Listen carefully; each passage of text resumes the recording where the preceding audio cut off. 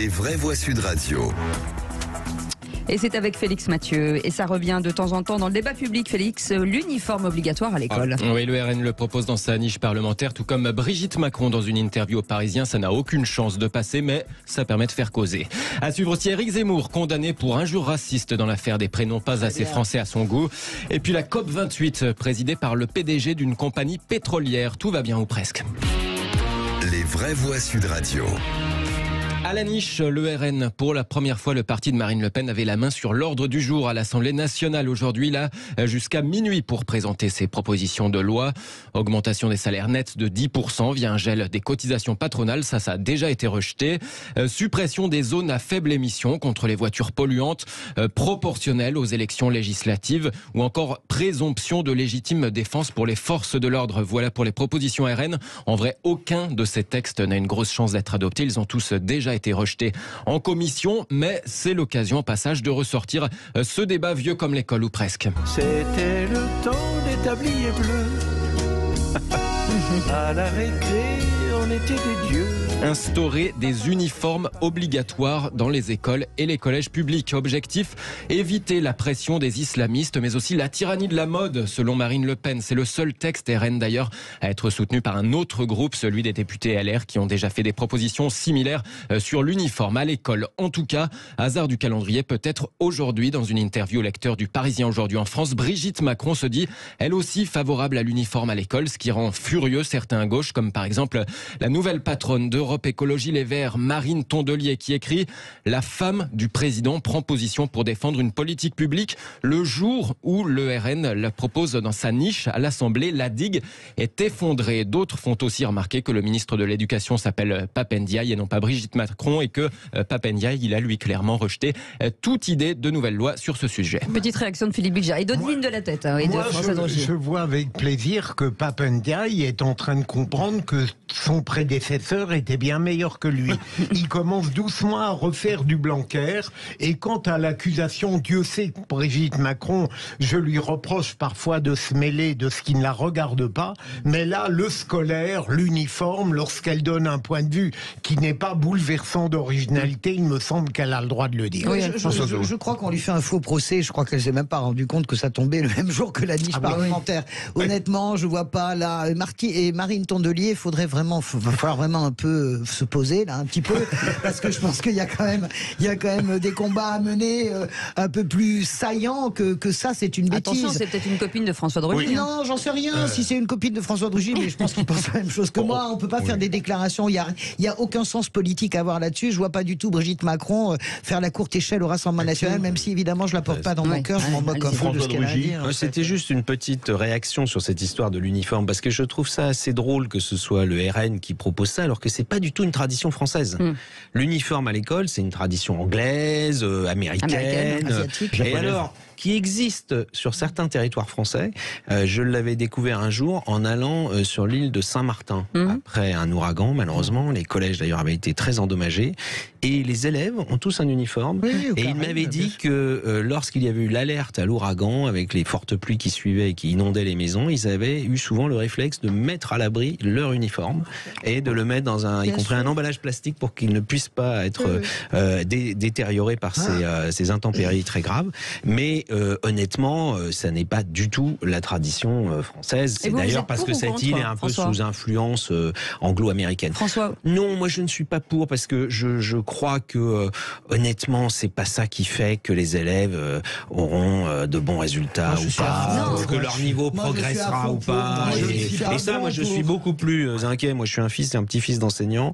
Je pense que l'école c'est important. Je pense que réussir à l'école c'est important. Et ça me fait mal au cœur de voir les classements, de voir l'évaluation qui malheureusement baisse. Et dites-nous si vous êtes pour ou contre.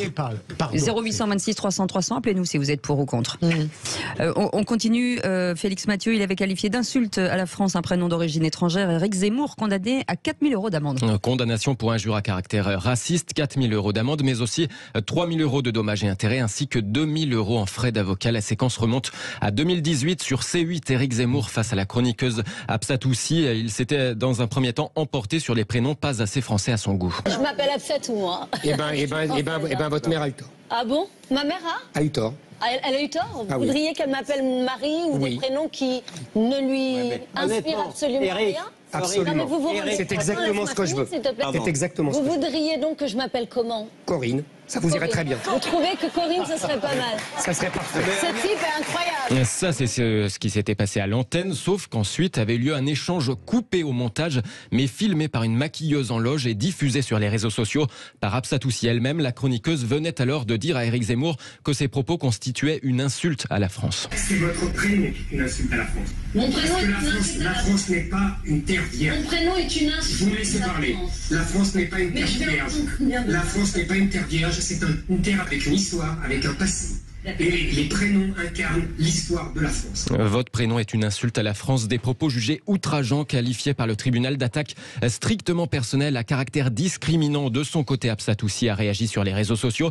C'est une grande fierté, écrit-elle, d'avoir tenu bon durant toutes ces années, d'avoir pu faire condamner Éric Zemmour pour injures racistes. Mon prénom est mon identité, mes origines sont ma force. Et derrière moi, j'espère que beaucoup d'autres Français se sentiront libérés de savoir que nous devons être respectés dans ce que nous sommes.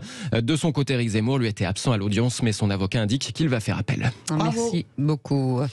Rappelons que la vidéo était un peu controversée d'Absatoussi.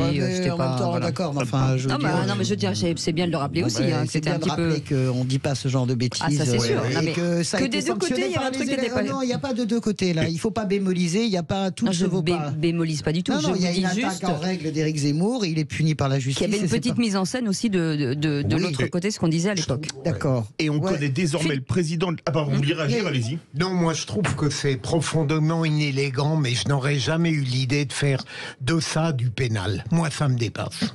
Eh ben moi je trouve ça très bien. Non, mais j'ai bien compris, François. Parce qu'on peut s'appeler Zinedine et être profondément français, et s'appeler Noël Le Graët et raconter n'importe quoi. Tout à fait, heureusement d'ailleurs. Et on connaît désormais le président de la prochaine conférence sur le climat aux Émirats Arabes Unis, c'est drôle, et ce sera le président d'une compagnie pétrolière. Oui, certains vous diront peut-être qu'au moins il sait de quoi il parle en matière d'activité polluante. Après tout, le PDG de cette compagnie nationale émirati promet d'ailleurs une approche pragmatique et réaliste du réchauffement climatique. Vous voyez, je vous le disais, COP28 prévu à Dubaï en octobre et en décembre prochain. Avec ça, la planète bleue peut dormir sur ses deux oreilles. Je suis Honnêtement, il fait partie de la liste, cette compagnie, les 40 entreprises les plus polluantes au monde, mais c'est normal, enfin, c'est des entreprises. Comment on peut laisser faire ça? Moi qui fais la COP21 avec Ségolène Royal et Laurent Fabius, qui fait la COP22 à Marrakech, eh bien, je suis sidéré de la tournure de cette COP. Honnêtement, je pense qu'en pense François. Excusez-moi, je fais une aparté, je vous donne la parole. Quand on voit que la commission de l'ONU des droits de l'homme était dirigée par l'Arabie Saoudite, c'était quand même pas mal non plus, non? C'est un peu plus complexe que ça. Non, mais c'est pas plus surprenant. Je veux pas me faire l'avocat du diable, mais je pense qu'il faut toujours rappeler que le principe de ces négociations internationales, c'est qu'elles sont faites sous l'égide de l'ONU avec tous les pays. Tous les pays. Donc forcément, à un moment ou à un autre, ça tombe sur un pays qui produit des énergies fossiles. Là, c'est le pétrole. Faire la présidence. Non, mais moi j'étais ministre quand la COP avait lieu à Katowice en Pologne, avec au cœur d'une zone de production de charbon. Quand on rentrait dans le hall, il y avait quasiment une sculpture à la gloire du charbon. On est quand même sur quelque chose qui est le charbon, qui est la production d'électricité la plus polluante en matière de CO2. C'est pas ça le sujet. La première conférence d'environnement, elle a lieu à Rio, dans un endroit absolument pollué, avec le soja et ça. Le sujet, c'est qu'il faut absolument embarquer des pays comme les Émirats Arabes Unis, l'Arabie Saoudite ou le Qatar ou les autres, qui sont des pays producteurs de pétrole et gaz, dans la COP. Si on le fait pas, si on dit on le fait que entre gens qui polluent pas, François, on n'avancera pas. On parle pas de ça, on parle de la présidence de la COP. Bien sûr qu'il faut faire la COP. C'est pas la présidence, c'est les pays organisateurs. C'est normal. Tout. Que tu mettes à la tête un pétrolier, c'est juste ça qui va pas. Après que ça soit organisé, tous les pays polluent. Évidemment que quand elle sera en Chine, ça sera très bien. Et si tout le monde arrête d'acheter du pétrole, il y aura plus d'émissions de CO2 avec le pétrole. C'est pas le fait d'en produire, c'est le fait d'en consommer. En tout cas, si ça râle déjà 17h30, vivement 18h. Allez.